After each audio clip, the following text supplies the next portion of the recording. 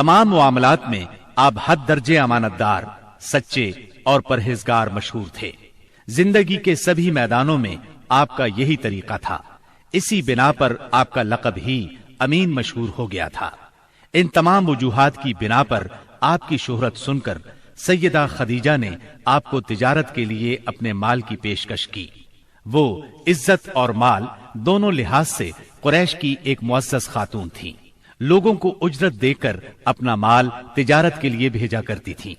اس پیشکش کے ساتھ انہوں نے یہ بھی کہا کہ وہ آپ کو سب سے اچھی اجرت دیں گی۔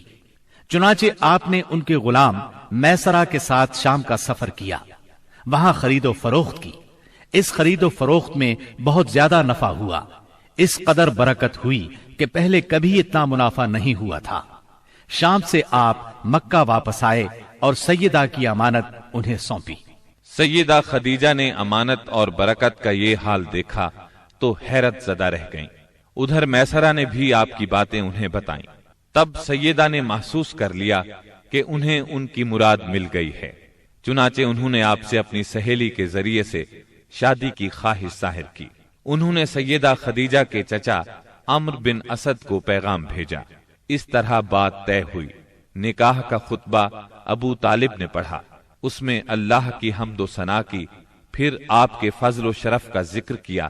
اس کے بعد ایجاب و قبول کے الفاظ کہے اور مہر بیان کیا۔ یہ ملک شام کے سفر سے واپسی کے 2 مہینے اور چند دن بعد کی بات ہے۔ اس وقت آپ کی عمر 25 سال تھی اور سیدہ خدیجہ کی عمر 40 سال تھی۔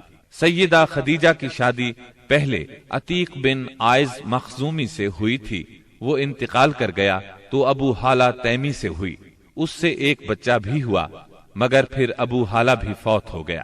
اس کے بعد بڑے بڑے سرداران قریش نے شادی کا پیغام دیا، مگر سیدہ خدیجہ راضی نہ ہوئیں، یہاں تک کہ اللہ تعالی نے انہیں آپ کی طرف مائل کر دیا، اور اس طرح سیدہ کو آپ صلی اللہ علیہ وسلم کی زوجیت کا شرف حاصل ہوا۔ سیدہ خدیجہ نبی صلی اللہ علیہ وسلم کی پہلی بیوی تھی۔ ان کے جیتے جی آپ نے کسی اور سے شادی نہ کی۔ آپ کی تمام اولاد بھی انہی سے ہوئی، صرف ابراہیم ماریا قبطیہ سے ہوئے۔ آپ کی اولاد کے نام یہ ہیں: پہلے قاسم پیدا ہوئے، پھر زینب، پھر رقیہ، پھر ام کلثوم، پھر فاطمہ، پھر عبداللہ۔ بعض مورخوں نے تعداد اولاد اور اولاد کی ترتیب اس سے مختلف بھی لکھی ہے۔